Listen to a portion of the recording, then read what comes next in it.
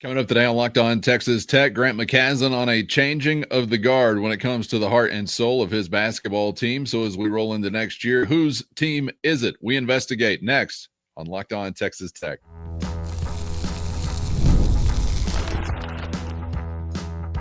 You are Locked On Texas Tech, your daily podcast on the Texas Tech Red Raiders. Part of the Locked On Podcast Network, your team every day. Great to be with you again on Locked On Texas Tech on the Locked On Podcast Network. Your team every day, always free and available on YouTube or anywhere you get podcasts. And thanks as always for making us your first listen. Today's episode is brought to you by Monarch Money. Take control of your finances with Monarch Money and use our code LOCKEDONCollege at monarchmoney.com for 50% off your first year. With the only Chris Level, I'm Casey Cowan. Chris, great to be back with you once again. Today, we hit the hardwood. I actually want to circle back to some thoughts from Red Raider head coach Grant McCasland. Got into a few of those to kick off the week on a previous episode regarding some specifics, and we'll get into a little bit of that on today's episode as well. But there are actually some bigger picture themes at play in some of these comments I want to touch on with you today. We'll get into what they viewed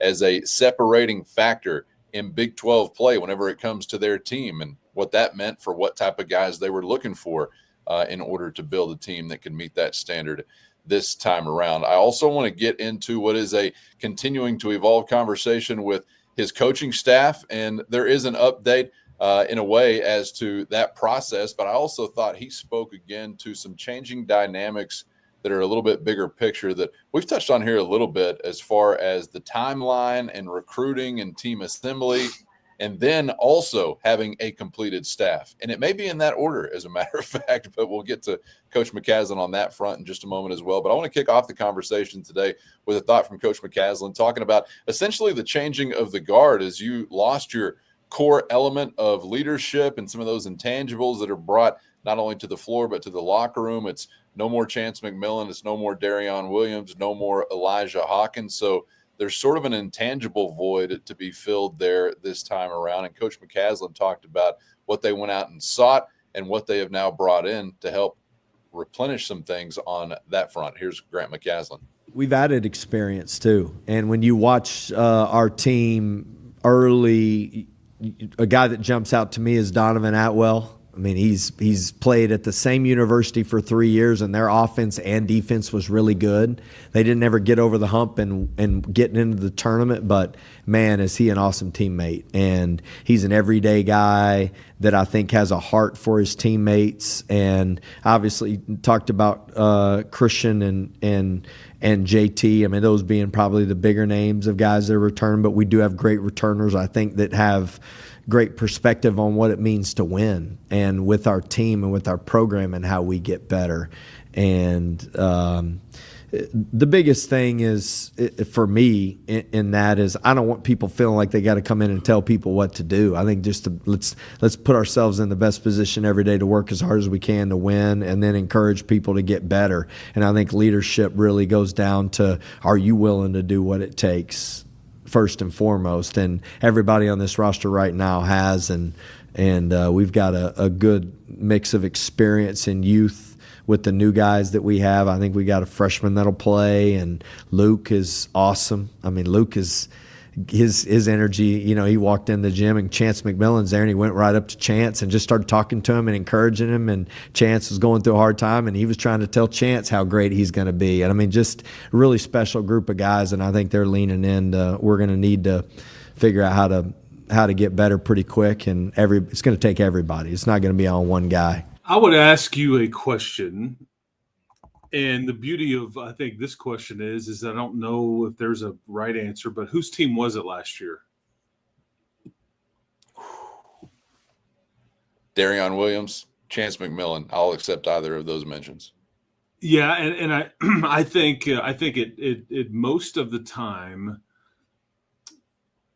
that Grant said Chance McMillan, as far as like he's the whichever way the wind's blowing, look at Chance, and that's where we're headed. And hey, coach, you're not going to lose the locker room. Coach us as hard as you can, me included. I got you. You know, we heard all these things. I think at times Darion Williams was the face of the program just because of the way he played and he'd been here. I would say too, though, at times I think this team was Elijah Hawkins' team, just because he had the ball in his hands the most. He's playing well, and I think that Grant hinted as much. And what's funny is that none of those three were the Big 12 Player of the Year. Right. You can try to recruit leadership, and I think you try to recruit different traits, but you can't anoint anybody. That's just not how it works. So when you talk about Atwell or Watts or Brian, Luke Bamboye, whoever you want to talk about, like whose team is it going to be this year? I think it's a pretty easy answer. I think that the trickier part is, who does he share it with? This is Christian Anderson's team now. I think that based on what he did last year, based on that he's a returner, based on the way he operates and plays and just acts and operates. And I think even though he'll be a true sophomore, I think he's your Chance McMillan. He's your Darion Williams. He's your guy now. He's the face of this deal. I think that you talk about, we talked about this a couple of days ago, JT Toppin's game can improve. Defensively, we think so. More consistency, we think so. How about the leadership component? How about you speak up a bit more? How about we hear more from you? Because he by nature, he's a pretty under the radar, quiet guy. That's just who he is. And you can't try to be something you're not. However, you can work on those aspects. You can invest more. You can help. Hey, man, this is what coach wants. Hey, man, this is how we do this around here.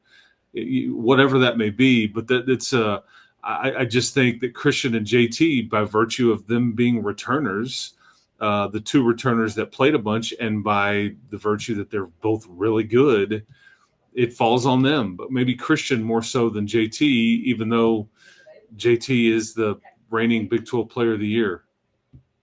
Yeah, I was curious to hear from you, because you're up close and personal with these guys on a regular basis, more so about the personality component. Because, yeah, you'd like to just think that these guys are really good. These guys are returners. So these guys, boom, kind of just progress down the assembly line, and now they're inserted into leadership roles more so than they were asked to or had to last year. But I wasn't quite sure, because I don't view Toppin to be that really outspoken guy, and I don't know if it takes an outspokenness, because certainly you can command some credibility or respect without talking as well. But I was a little more curious about Christian Anderson, because it's sort of like a position, Chris, whether he's a de facto point guard or guard, whatever it might be, guys that have the ball in their hands all the time, quarterbacks, I mean, you get looked at for guidance, whether you like it or not. So it sort of comes with, I guess, that territory that we really need you to step into that kind of position. He was a leader last year in some respects, but you had other guys, and so it's a bit under the radar. And he's a freshman. He's not going to speak up because I don't think he feels like it's his place, kind of thing, and that's normal. Yeah. And I bet you see way more of that this year. But he is a quieter, calmer, lead by example guy too. But really the question we should be asking is, and we won't know this answer, and this answer may change, but like, who else other than Christian and JT, where else does the leadership come from, like, of the new guys? Who is here and all about business? Is it Donovan? Is it Tyree? Is it Lawan? Is it all of them? Because you can't all raise your hand and be like, yeah, I got it, I'll be the leader. That's just not how it works. I mean, you have to be a good player. You have to be respected. Your coach has to trust you. Your teammates have to trust you. You've got to pay some dues, and there's got to be some time spent. before, hey, young fella, be quiet, or hey, new guy, be quiet. You don't know what we I think if you try to talk out of turn, and sometimes it just happens natural. And sometimes guys are more naturally quieter and unassuming, and other guys are talkers and have a more vibrant personality. But in the terms of a basketball team, who do you throw it to? Go make me a play. Like, that's also leadership. And Darion Williams did that. Chance McMillan did that. You did it on the road. You're like, I got us, fellas. Like, follow me. I will lead. And it's not just on practice on Tuesday. It's Tuesday night in Utah in front of 18,000 people at the Marriott Center or whatever.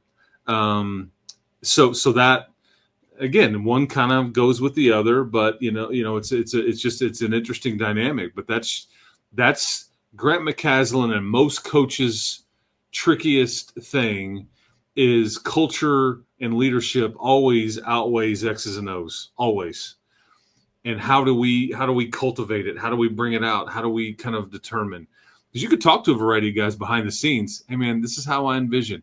But guys are either comfortable with it or they're not. And some of it is natural. So that aspect of your team, or that intangible, will be kind of fascinating to see. And it's so much fun that we're sitting here talking about basketball around here in June. But that's just where this team and expectation and this program, that's where it's at, because they've kind of demanded it, that we discuss every aspect of this team because of what they've built over there.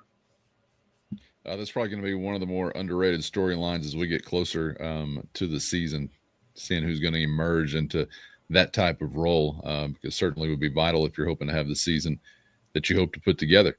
On another front of, I guess, leadership variety, a similar vein here, coaches, anybody remember them? We got some spots to fill on Coach McCasland's staff, and he was actually asked about that. And first, today's episode brought to you by Monarch Money. Ever check your bank account and wonder, where did all the money go? Between dining out, online shopping, and entertainment, it can be easy to lose track. That's where Monarch Money comes in, your personal CFO, giving you full visibility and control over your finances. Monarch Money isn't just a budgeting app, it's a complete financial command center. You can track all your accounts, investments, and spending in one place, so you stop just managing your money and start building wealth. You're going to love the all-in-one convenience. Instead of juggling multiple apps, you can use Monarch to check your finances, track spending, and even plan long-term goals. So take control of your finances with Monarch Money today. Use our code LOCKEDONCollege at monarchmoney.com for 50% off your first year. That's monarchmoney.com and our code LOCKEDONCollege for half off your first year.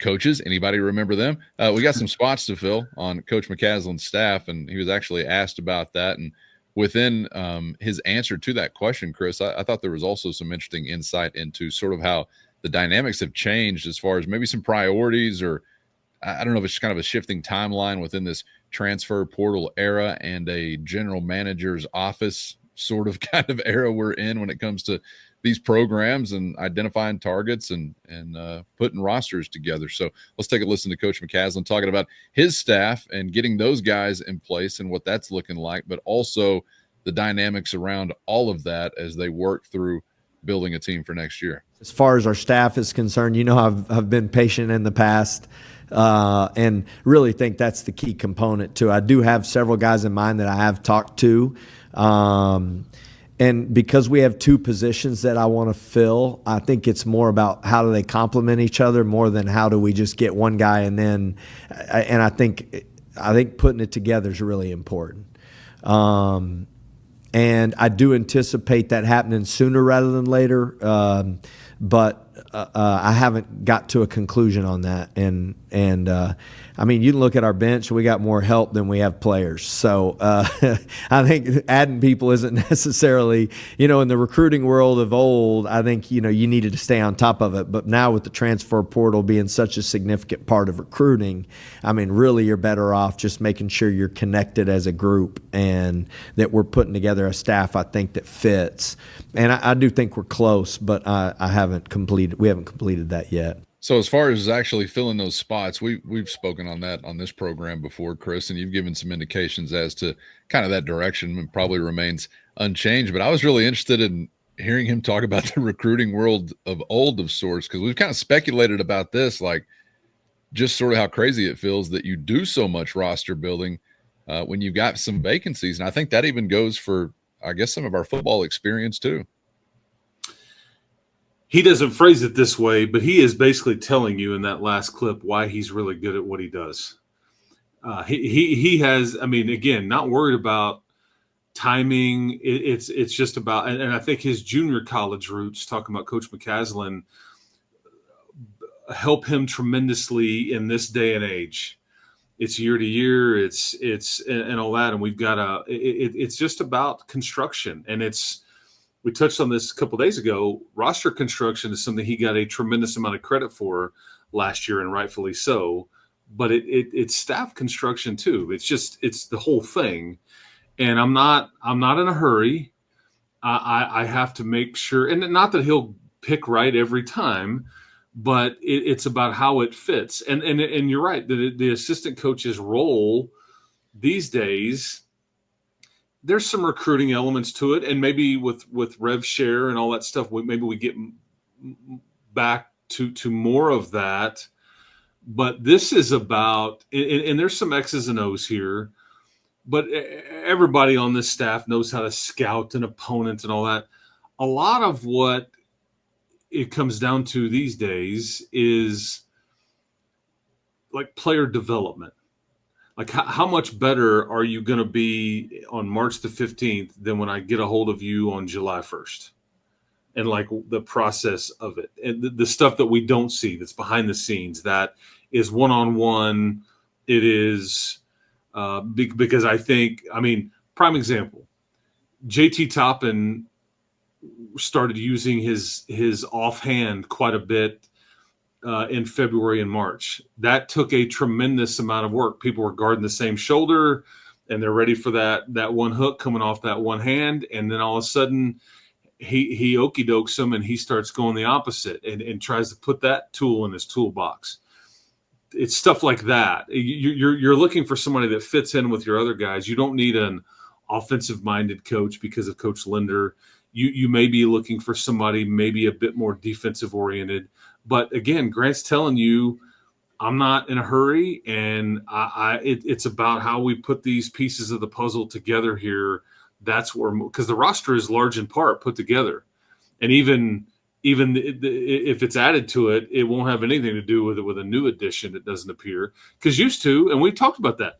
Maybe at the onset of the portal opening, and you've got an opening, maybe I'll go find somebody that's got some players, and that's not as much in play, or hardly ever near as much as it used to be. So, again, you got to change with the times, man. Adapt and thrive, and they are certainly doing that. It'd be fascinating to see what he puts together. But yeah, they do have a lot of help over there, and Grant certainly understands it. So you've been able to put a roster together and then some.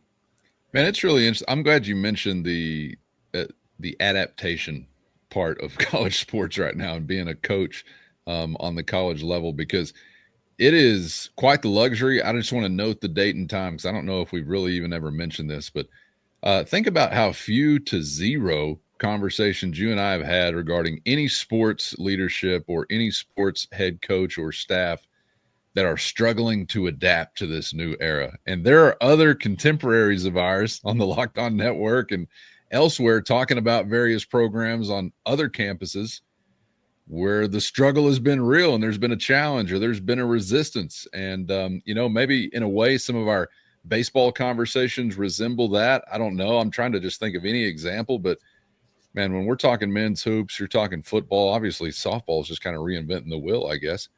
But we're talking about guys in positions of leadership who are at the forefront of these things. And I may even credit some of the old heads even more, because I feel like, Grant McCasland, Joey McGuire are sort of youthful in this industry, even though I know they're not spring chickens, but they're of this age, if you will. But, seeing somebody like, say, Wes Kitley, or even Jerry Glasgow, who's not a spring chicken, just get out there and row that boat in whatever era has been a lot of fun to watch. But that ain't happening everywhere, Chris. There are some square pegs struggling to adapt to this new round hole era, if you will, right? Yeah, and the folks you mentioned, they do have NIL help. Like on your campus here, they do have NIL help, but they've helped cultivate it. They've been transparent, and that's why I think you can take a really good coach and X's and O's or schematically, or he's got a great personality, he's going to win the press conference, whatever. But if you put him somewhere and there's not resources or there's not the cultural fit of like they don't really get this place or the fan base or whatever, it's just not a fit. And like Grant and Joey are perfect examples of not only being able to adapt and flourish in a new era, have had to change the way that but this is where like the junior college aspect of what Grant did, part of paying his dues.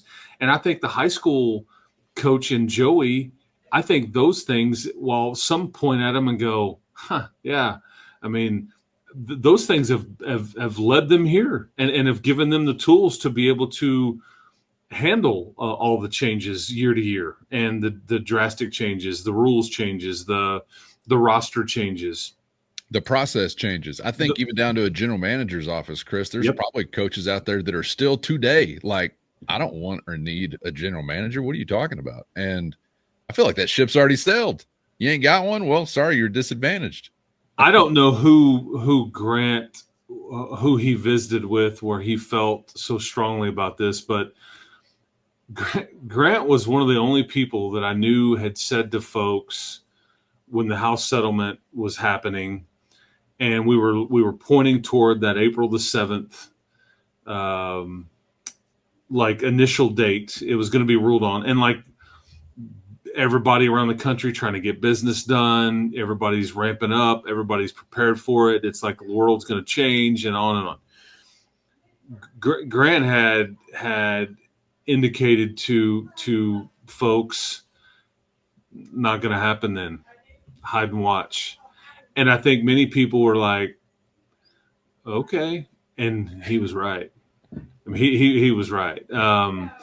So it's and I only bring that up to say that it's about adapting and thriving, but it's also, because you mentioned the GM thing, it's about surrounding yourself with the right people that can also adapt or have adapted or can see the vision on the horizon of, okay, we've changed now, but we're about to change more. Get ready for that. I mean, all of these things. Like Joey and Blanchard, they were like Blanchard's time in the NFL and being able to put a salary cap together and like be able to assign dollar figures to certain positions. All of those things have very much helped what football is doing. So again, but I credit Joey, I credit Grant for surrounding themselves with and talking to the right people. And that's half the battle here. It's not just you, but who do I really listen to? Who do I really want to put next to me that knows what's going on and that I can't keep my eye on this stuff 24/7. I've got other stuff I've got going. So that's as much of adapting and thriving as much as anything. And I think Texas Tech been a bit at the forefront of that aspect of it too. Look who's in the window next to me, folks. Smart men surround themselves with great men, and I'm glad to be sharing this space with Chris Level every day. You're exactly right, Chris. I mean, some guys out there are being drug kicking and screaming into this era. Oh yeah, and it ain't going well. But just pausing for a moment to appreciate the fact that we are not, for the most part, experiencing anything like that. Feel like you're at the tip of the spear or the forefront of the whole thing. All right, before we get out of here, I do want to get into one more interesting comment from Coach McCasland, talking about a differentiating factor for a team, for an individual to be a part of his team. And within that, he also, Chris, will mention some names, and some of those probably you may need to break out the pencil for because you might want to write it down, because he's talking about shocking people and how good somebody might be. So take a listen here to Red Raider head coach Grant McCasland. Separator in our league is guys that can make threes. I mean, you can't, when you're playing around JT Toppin, you got Christian Anderson out there. I mean, I do think that with what separated us at times was our ability with Chance, Kerwin, Darian, I mean, Elijah Hawkins was a great three-point shooter. I mean, he's going to be missed for his playmaking, but also for his ability to make big threes. So I think the focus was like, let's make sure that we can shoot the basketball, because there's nothing worse than getting out there in games and the ball not going and everybody trying to figure out how you can do it with guys who are average. And we did not do that. I mean, these guys can really make threes. And then as far as playmaking is concerned, man, I just think, how do you leverage the paint? And if you have size and you have versatility, then it's a plus. And that part specific to like Lawan and like with Luke's ability to block shots, I mean, that's what jumped out to us with him. I mean, he's remarkable at blocking shots. And then you got, Nolan, who as a freshman is, I think, physically ready to go get a piece of the paint but can make threes. I mean, it's really a fun group of guys that complement each other. And I was talking to like Lawan the other day. He's like, man, when I look at our team, coach, it feels like everybody already knows like what the role is. And I do think that's intentional, not necessarily specific to the guys that were before them, but how this group fits together and how we built it was really based off of what we feel like guys are capable of doing this first year and how they can grow into that. And one guy that I think will shock a lot of people is Josiah Mosley is going to be really good. And we haven't talked a lot about him, but man, his ceiling high. And didn't play as much as a freshman late in the year at Villanova, and they had great experience on that roster. But man, does he have a high ceiling, and he's looked great in our workouts early. That word's been mentioned before this week on this program, versatility, Chris. Get a piece of the paint and then shoot the three. I like the way that he described it there, and man, that's exciting to think about. And like somebody like Mosley, he averaged about 22 and 9 as a high school senior, very highly recruited player. He's an example of, like, as we went through down the stretch last year and you end up playing a game with 6 players, you end up playing shorthanded at, in the Big 12 tournament. And you keep looking down there and you're like trying to do something with Leon Horner's red shirt, maybe. Like that part of your roster, like the Mariella Kumtok, the Mosleys, and we'll see where Nolan Groves fits into this deal. But like that middle part of your roster, in other words, the pieces that you look at that maybe get a piece of it this year, but you really like a year from now, you're going, okay, now's your time. That aspect of your roster has been improved immensely. And maybe still in the process of being constructed, the middle part of your roster. But I love that, because he touched on what he was saying, talking about coach, is like, because it's hard to watch teams that can't shoot. I often say this on the broadcast that we do. Some nights the shots just don't go in. I mean, it's just how it works. For whatever reason, it's kind of contagious. What, plan B, can you get to the free throw line? Can you get into the paint and score around the basket? Because sometimes it's just one of those cold shooting nights. Last year's team didn't have many of those, though. If you recruit elite skill, usually that skill, it just, you are what you are. And you get a bunch of 38, 40% 3-point shooters, and somebody's going to make some, and maybe somebody's off, but and that's kind of what you've tried to put together here. But it makes it real easy on the eyes, and it makes it very difficult to defend when you can't double people and you can't double the post. It's like, pick your poison. Like, give me an open look, man. I dare you. And you make teams pay. It's that inside outside, and you've got the perfect player in the post to make teams pay, if one-on-one, or now you've got the perfect complement fanned around the perimeter if JT, because that's, again, one of the things that he can get better at, finding the open guy, like passing out of a double team and all that, and giving somebody a good look. Give him the o plato o plomo, which I think means 3 points or at the rim. And how good must freaking Luke Bamboye be at blocking shots? That's all I'm hearing about. And he mentions it again. He just must be a tactician when it comes to rim protection, Chris. I can't wait to see him in action. I'm wondering if we should already put some all-time shot blocking marks on record-breaking watch, like Tariq Owens, Tony Battie, I think low 90s, mid 70s for their respective seasons. So I can't wait to see this guy in action. That's all I've heard since his name came on the radar, was that they love how this guy can block a shot. Yeah, and it's I'm looking it up to make sure, but it was a little over 2 blocks a game last year. But that's not what a shot blocker does. It's not the block shots. It's the threat of it. It's the altered shots. It's the discouraged shots. That's what a shot blocker does. It's not that I can record if he improves upon that in 2 or 3. Yeah, we will talk about a couple of those blocks.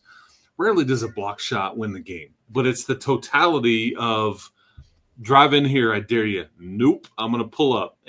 Or you know what? I'm going to throw it up a bit higher than I'm comfortable with, and dang, I put too much on it, took too much off of it. Whatever. It's that whole aspect. That's what a shot blocker really does. I mean, in Texas Tech, it was Tariq Owens. I mean, and they clean up messes. You can be, you hear Grant say the other day, we feel like we can really get up into people defensively out on the perimeter. We can pressure people. We've got more depth and all that. Luke Bomboye is as much of that as anybody, because I can afford to be aggressive if I trust the guy behind me, because he can clean up the mess.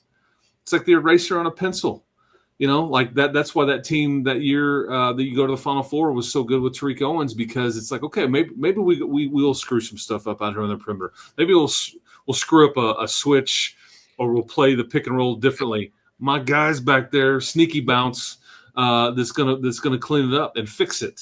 What was Bamboye's number? What'd you say per game? He had 2.1 blocks a game. Okay, because I'm just looking at Tariq. It was 92 for the year, and he was at 2.4 per game. So let's get back in that neighborhood. I'd be down. And you can only hope that this kid is anywhere near the player, because he doesn't score much. The rebounding needs to, there's a lot there, but his length and athleticism, and again, what he said about Mosley, upside, because this is a young player. Yeah, this is a kid that's going to come in here with multiple years of eligibility left and all that. But that's something that Federico, he couldn't really. That wasn't his thing. He was a lob threat and all that, but the shot blocking just not his jam. So A&M can deal with that this year. And you've gotten a little more upside, a little more athletic, and all those things with Luke Bomboye.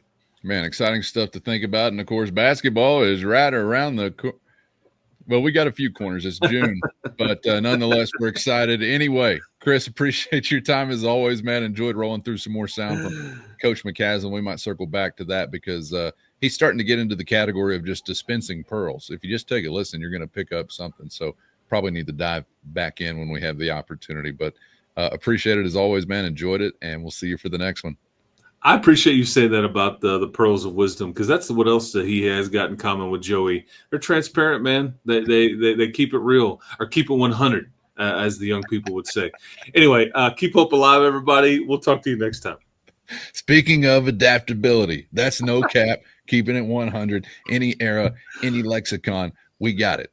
Appreciate you guys for being out there as always. Get subscribed on YouTube or anywhere you get podcasts so you never miss an episode. Thanks to the Everydayers and the Matador Mob for always being there as well. Hit the show notes and find a link to a free 14-day trial. That's your direct line to Chris and myself with one-on-one texting straight to your phone. For Chris, I'm Casey. Thanks as always for the time, and we hope to see you back for the next round on Locked On Texas Tech.